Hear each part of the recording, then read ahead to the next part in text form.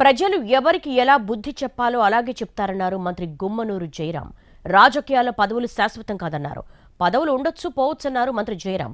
రాజకీయాల ఆర్భాటాలకు పోతే ప్రజలే తగిన బుద్ధి చెప్తారన్నారు. రాజకీయాల్లో ఒదిగుండాలన్నారు మంత్రి గుమ్మనూరు జయరాం.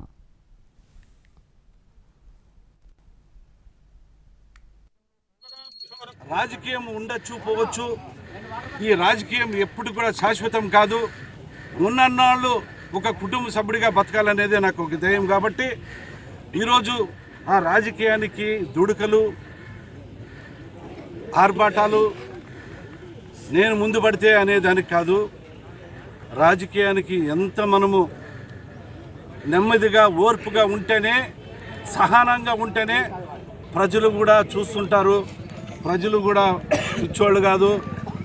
ఎప్పుడు ఎవరికి బుద్ధి చెప్పాలో బుద్ధి చెప్పే రోజులు కూడా ప్రజలు ఇస్తారు.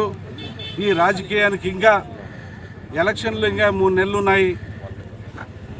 ప్రతి నాయకుడు ఎవరైతేనేమి, రాజకీయాలు అంటే ఒక నాయకుడు ప్రజల్ని ప్రేమిస్తే ప్రజలు మనల్ని ప్రేమిస్తారు. కాబట్టి ప్రేమించే గుణాలు, పెద్ద మనసు రాజకీయ నాయకులకు ఉండాలా, ఓర్పు ఉండాలని చెప్పేసి మనస్ఫూర్తిగా నేను అంటున్నాను.